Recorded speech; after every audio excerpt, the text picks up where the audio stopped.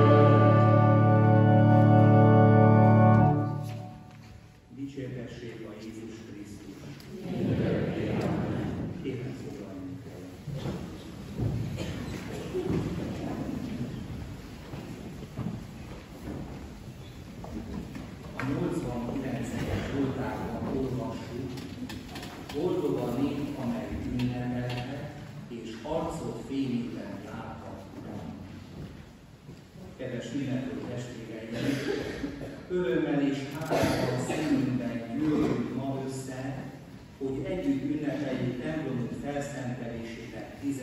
évfordulóját. Ez a felszentelt hely nem csupán falakból és tetőből álló épület, hanem Isten hajléka az emberek között. Istennek szentelt épület, ahol az imádságban és a legszentebb áldozatban találkozunk vele, ahol hitünket megvallhatjuk, és hitünkben megerősödhetünk. Megkülönböztetett tisztelettel és szeretettel köszöntöm mindenekelőtt templomunk és oltárunk konszekrálóját, dr. Pápai Lajos püspök atyát, aki az építkezés alatt és a felszenteléskor egyházmegyénk ordináriusaként anyagilag is jeles támogatója és előmozdítója volt templomunk építésének. Azóta pedig kiemelkedő egyházi ünnepeinket mindannyiunk örömére közöttünk tölti, tanításával, buzgó ima életével és mély hitének megvallásával irányt mutat számunkra, és megerősít bennünket a hitben. Kedves püspök atya, mindezt hálás szeretettel köszönjük. Ugyanilyen tisztelettel köszöntöm elődömet, Bognár István atyát, ahogy plébániák hívei kedvesen szokták mondani, első István atyát, aki templomunk építésekor plébánosként volt pásztora a Lővelek hívő közösségének, és aki megannyi áldozatot vállalt önzetlenül azért, hogy a templom felépülhessen. Kedves István atya, illenek rád a zsoltáros szavai, a házadért való buzgóság emész. Minden templomért vállalt fáradozásodért és lelkipásztori buzgóságodért ismételten köszönetünket fejezzük ki. Tisztelettel köszöntöm a főtiszteletű paptestvéreket, valamint városunk megjelent előjárói, különösen is dr. Fodor Tamás polgármester urat, aki városunk korábbi polgármestere volt, így a templom építésekor is, illetve azóta városunk díszpolgára. Tisztelettel köszöntöm a városi és országgyűlési képviselő urakat, Súka Kovács Tamás építész urat, templomunk tervezőjét és családját, dr. Welter Magdolna asszony, Szokolai Sándor hitvesét, Szokolai művész úr templomunk védőszentjéről alkotott egy csodálatos művészi alkotást, és különös tisztelettel volt Szent Margit ránk, mi pedig hálás szeretettel emlékezünk rá. Tisztelettel köszöntöm a más plébániákról érkezett testvéreket, és természetesen leghűségesebb szeretettel plébániánk hívei, minisztránsunk, orvosunkat és segítőinket, akik az elmúlt évek során hozzájárultak ahhoz, hogy templomunk ne csak kőből emelett szép és különleges építmény legyen itt a lővélet körén, hanem az ide látogatók élő kövekké, élő közösségé formálódjanak. Kedves ünnepő testvéreim! 10 év egy templom életében nem nagy idő, ám mégsem jelentéktelen, mert nem csupán egy terepszám, hanem egy jelképes mérföldkő is.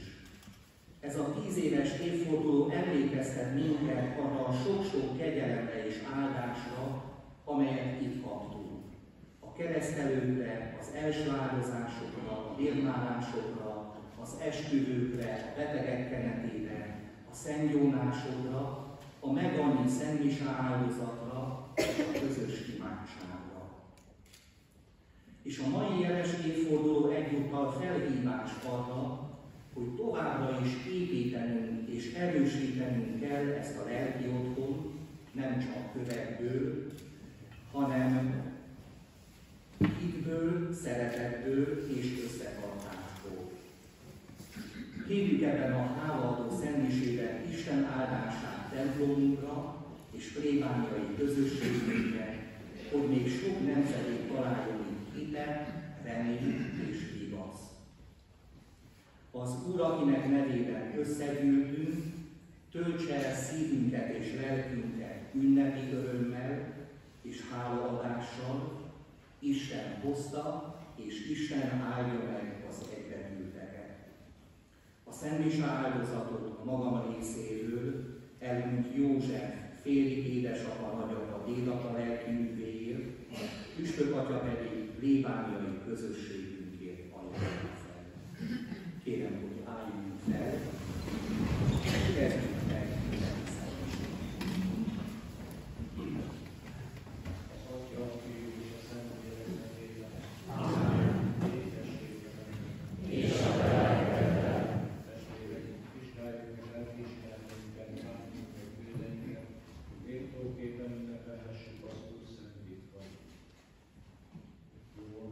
Amen.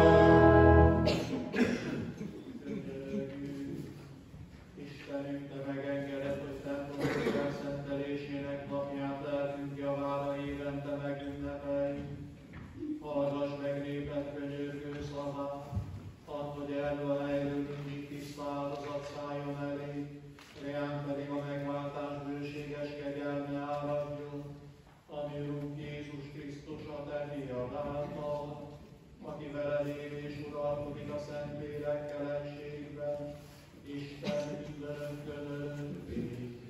Amen.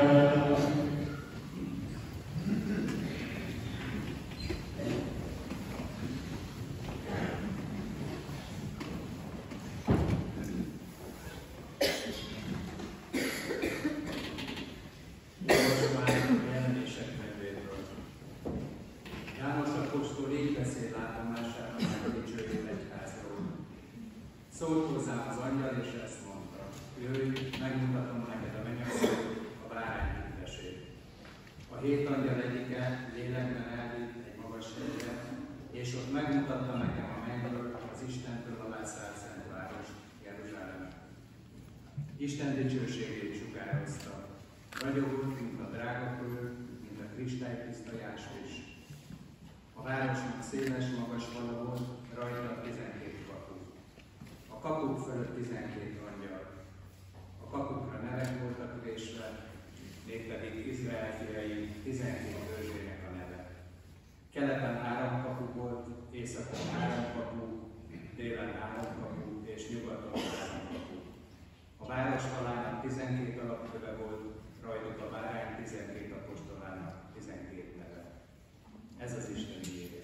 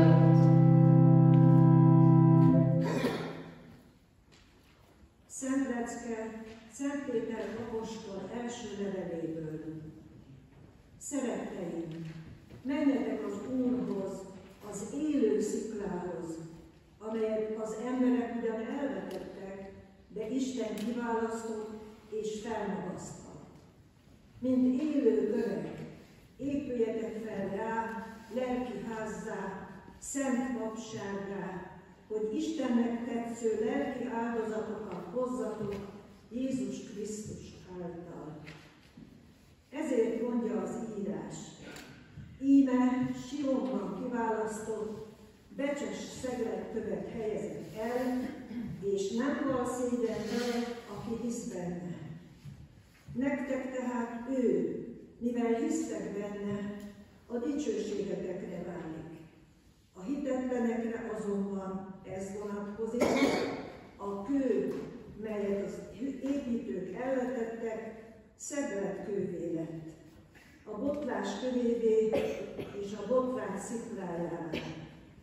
Elbotlanak benne, mert nem fogadták el hittel a tanítást, amelyre meghívást kaptak.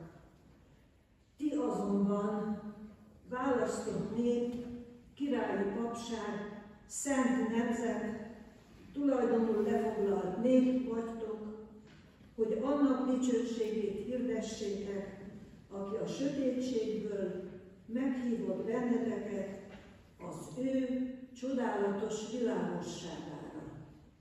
Ez az Isten igéje.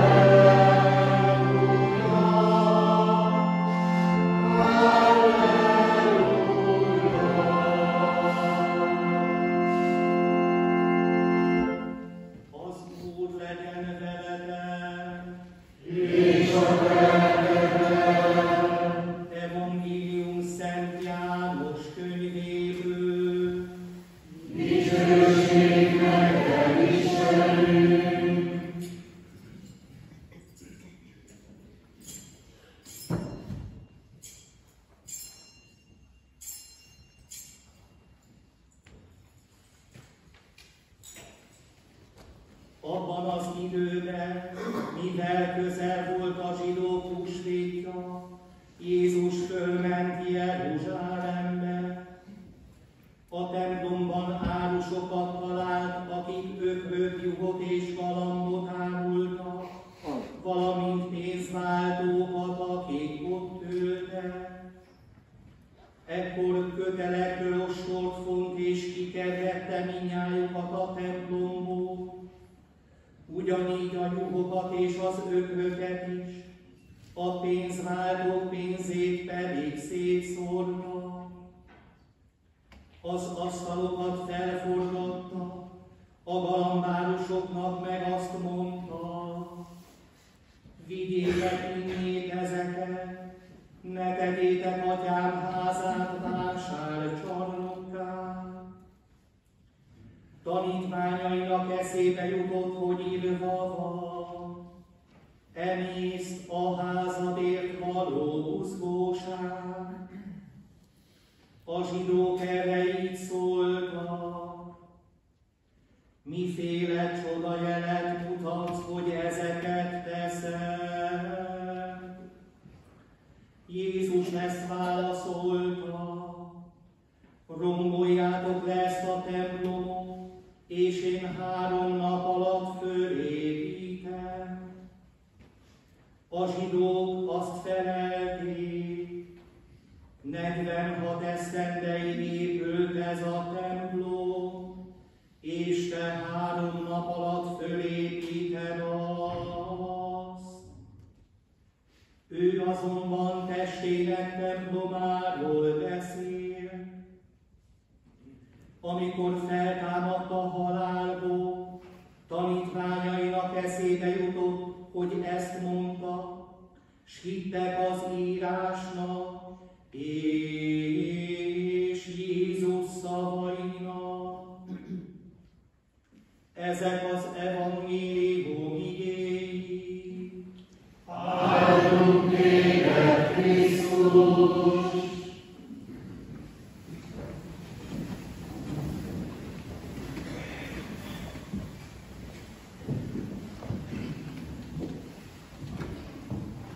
Kedves testvérek! Mai nap mindenek előtt a hálaadás napja. Hálálunk Istennek templomukért, aminek felszentelését már 20 évvel ezelőtt történt. Hálát adunk a domontosokért, akik voltak plebánia épület, melyet boldog aborigénos püspökre alakított át ideiglenes templommá, hogy szolgálja az által alakított plébánia híveit.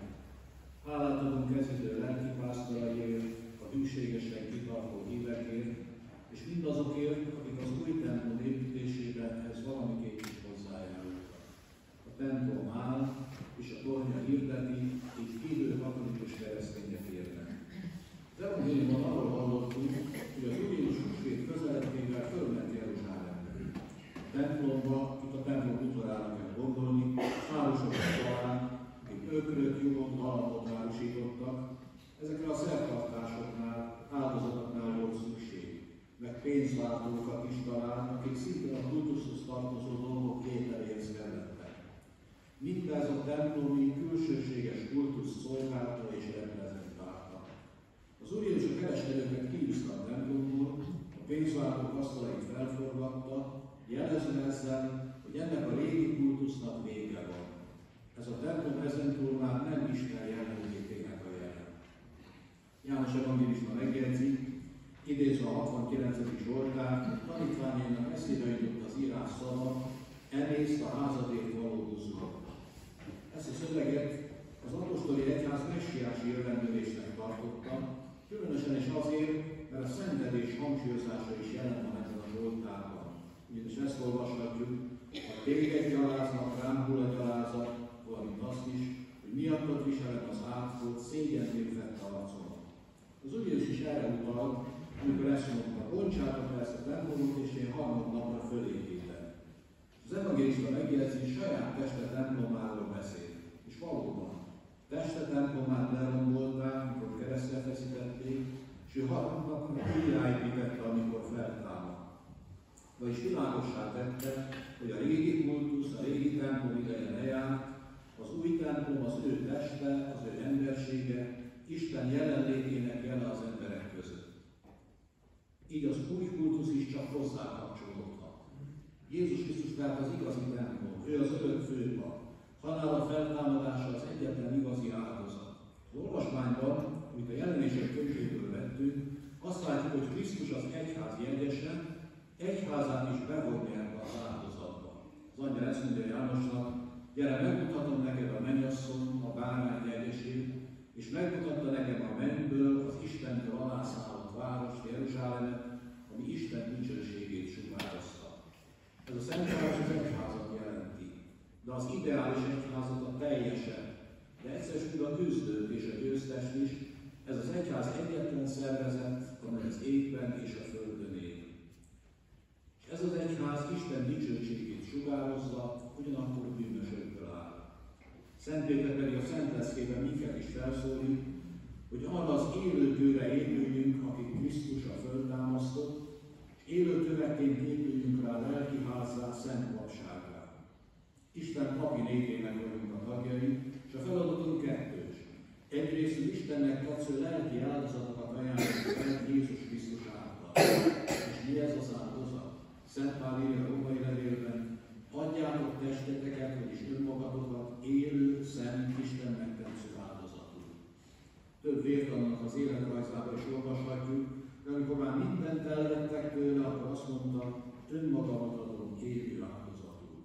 De mindjárt ott ez a felhívás, ott a lehetőség, hogy önmagunkat adjuk Istennek áldozatul, nem rendkívüli dolgokba, hanem hogy egy vers megfogalmazza, amikor szeretjük az embereket, a konkrétakat, nem a képzeletbelieket, a körülöttünk élőket, és megbocsátjuk a sorsnak, hogy nem jobbakat, nem szebbeket adott mellénk. Másrészt feladatunk, hogy annak dicsőségét hirdessük, aki a sötétségből meghívott bennünket csodálatos világosságára. Sokszor készítettem elő felnőtt fiatalokat kerességre, átsáltozásra, bírmálásra, és azt a belső lelki örömet, amit jelentett számukra a Krisztussal való találkozás, nem tudták titokban tartani, és mindig hoztak új érdeklődőket. Krisztus egyháza nem propagandával, hanem jó példával terjed.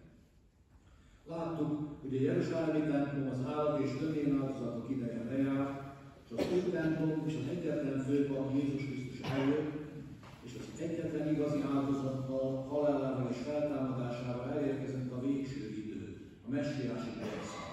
Egyháza a bárányértése, vész kapott papságából és áldozatából is.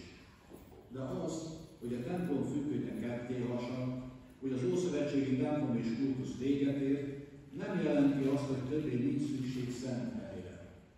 16. Benedek pápa írta, szükségünk van szent helyre, szent időre, közvetítő jelekre, hogy megtanuljuk a kép által, a jel által meglátni a megnyílt eget, és felismerni Isten misztériumait a keresztre feszített megnyílt szívében. Ő írta azt is, hogy a mai világ szeretné eltűnteni minden jelet, ami ebben a világban Istenre emlékeztet. Ezért támadja az életre szóló szentségi házasságot, a papi celibátust, de ugyanígy a templom létét is. Mi örülünk ennek a templomnak, ami Istenre mutató jel, ahol újra és újra jelenvalóvá válik Jézus Krisztus egyetlen áldozata, ahol felhangzik Isten igéje, a közös imádság, és ahol újra és újra előtt kapunk, hogy Jézus Krisztus egyházában az ő élő templomai lehessünk. Ebben Árpád-házi Szent Margit templomunk védőszentje példát adott nekünk. Az ő egész élete Istennek tetsző élő áldozat volt, nemzetünkért, családjáért. Kedves testvérek, adja Isten, hogy ebből a templomból is kerüljenek ki a köztünk élő Krisztus élő jelei, hitet sugárzó keresztény családok, papi és szerzetesi hivatások, tanúsítani a mai világban is azt, hogy velünk az Isten. Amen.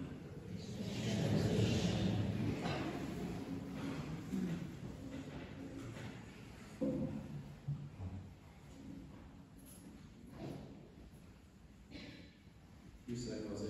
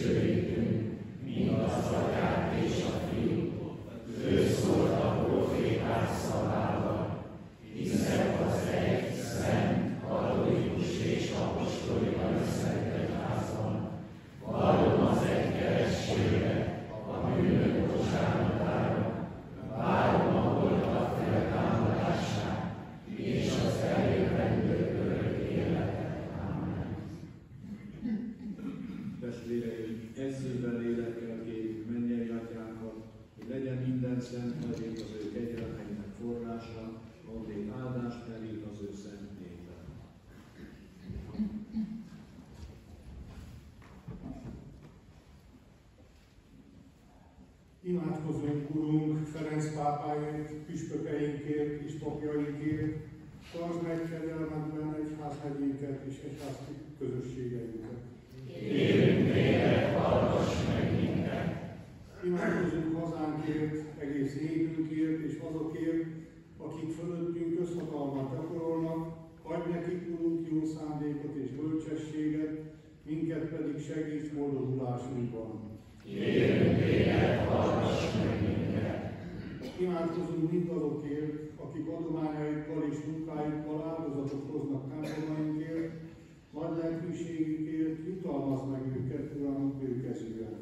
Kérünk téged, hallgass meg minket! Imádkozunk a jelenlévő vendégekért és egyházközségünk minden tagjáért, lakjék szívükben szeretet, és vigyék haza otthonukba a békesség, a boldogság, a tisztelettudás és a becsület kincseit. Kérünk téged, hallgass meg minket! Imádkozunk a szenvedőkért, az elhagyottakért, az öregekért, a betegekért és a szomorkodókért, nyerjenek erőt, oltalmat, gyógyulást és vigasztalást. Kérünk téged, hallgass meg minket! Imádkozunk elhunyt szeretteinkért is, legyen osztályrészük az örök boldogság és a dicsőséges feltámadás. Kérünk téged, hallgass meg minket! Adj örül békét a nemzeteknek. Kérünk téged, hallgass meg minket! Beteg Erzsébet, Margit, Ferenc, Gabriella, Ilona, János, Anna Mária, Róbert, Gizella, Veronika, Miklós, Terézia, Vivien, Éva, László, Oton, Imre, Nóra, Csaba, Ildikó, Katalin, Arnold, Barnabás, Ilona, Zsuzsanna, Pál, Magdolna, Máté, Gulcsú, Tamás, Péter, Eszter, Violet, Rozália, Zsuzsanna, Ildikó, Márta, Szilárd, István, Antal és György testvéreinknek add meg, Urunk, a teljes gyógyulást, és add, hogy betegségük keresztjeit türelemmel hordozzák.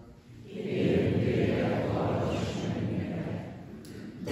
Úrunk Istenünk, figyelj irgalmasan családok könyörgésére, ezen a szent napon egész szívvel újra átadjuk magunkat szolgálatodra. Segíts és oltalmaz, hogy elteljünk áldásod bőségével, Krisztus, mi Urunk által. Amen.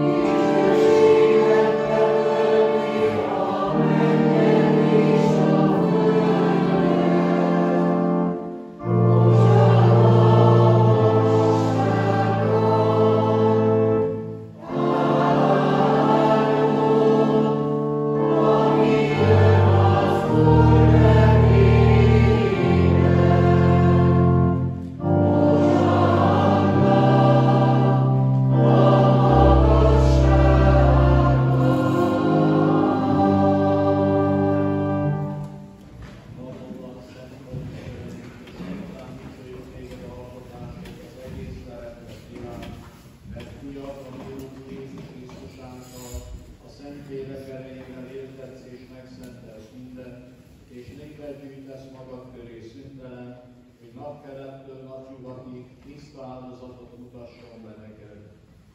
Kérve kérjük el Istenünk, a Szentlélek által szentelt meg áldozati adományunkat, hogy teste és vére legyen fiadnak, ami Úr Jézus Krisztusnak, akinek rendelése szerint ezeket a szent titkokat ünnepeljük. Ő ugyanis azon az éjszakán, amelyen elárultatott, kezébe vette a kenyeret, és neked hálát adva áldást mondott, megtörte, majd tanítványainak adta, és így szólt. Vegyétek és egyetek ebből mindnyájan, mert ez az én testem, mely értetek adatik.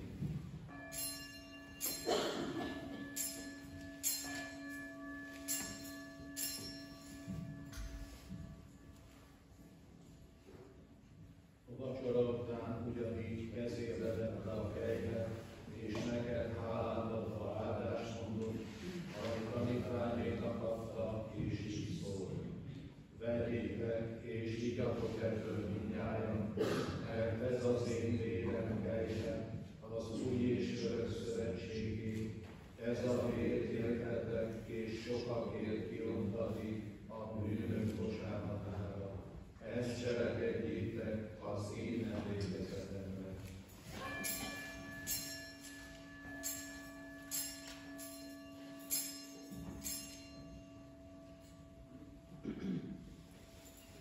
Íme hitünk szent tiszta. Halálodat hirdetjük, Urunk, és hittel valljuk feltámadásodat, amit elmész. Ünnepeljük rá Istenünk, hogy örökösségű érzetledet, ráadásul feltámad, örvend a mennybe, és második elfelelőt látva, hálás szívvel tartjuk neked ezt az élő és szent áldozatot. Tekints kérünk egy házat áldozati adományának, Istenből rendelt fiad áldozatát, amely által ilyenkeztelődni akarnál. Add, hogy mi, akik az ő testét és vérét magunkhoz vesszük, szent lelkével eltelve, egy test és egy lélek vagyunk Krisztusnak.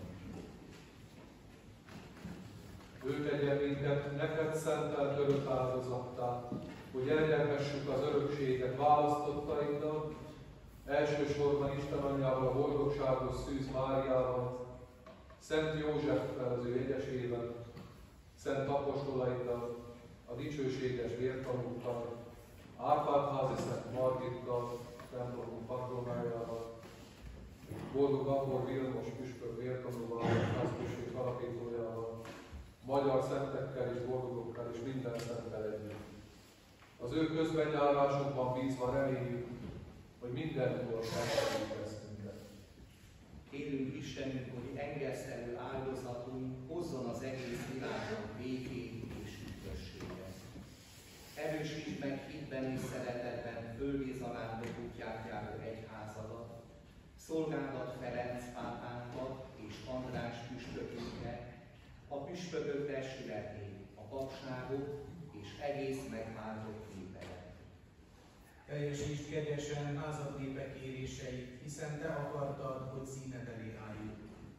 Jóságos atyán, vond magadhoz irgalmasan a világon szétszóródott valamennyi gyermekedet. Elhunyt testvéreinket pedig, és mindazokat, akik a te kegyelmedben költöztek el ebből a világból, fogadd be jóságosan országodba, ahol reményünk szerint dicsőségedben velük együtt mi is örökre gazdagon részesülünk Krisztus Urunk által, mert általa árasztod el minden jóval a világot. Ő általa, ő vele és ő benne, akiért minden adod, Atya Isten, a Szent Lélekkel egységben, minden tisztelet és dicsőség, mindörökkön örökké. Amen.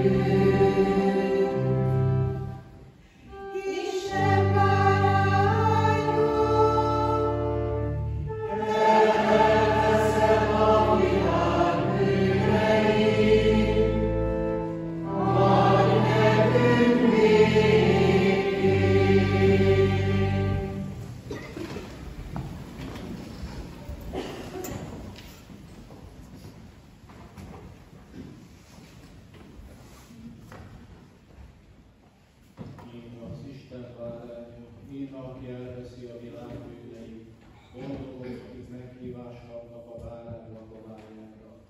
Uram, nem vagyok méltó, hogy hajlékomba jöjj, hanem csak egy szóval mondd, és meggyógyul az életem. Kedves testvérek, 4 helyen lesz áldoztatás, ketten itt elő a szokott módon, a karszakban és a karszakon.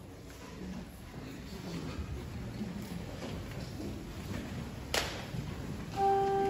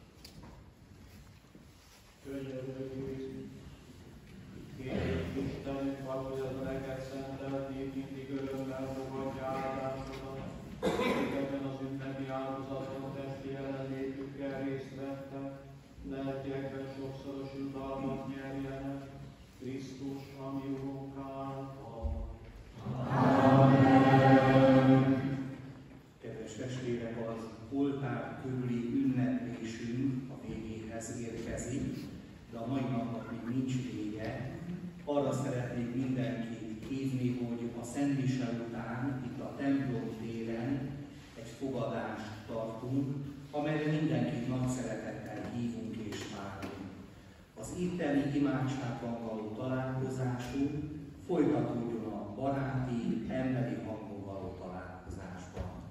És 2 programot szeretnék a kedves figyelmükbe ajánlani.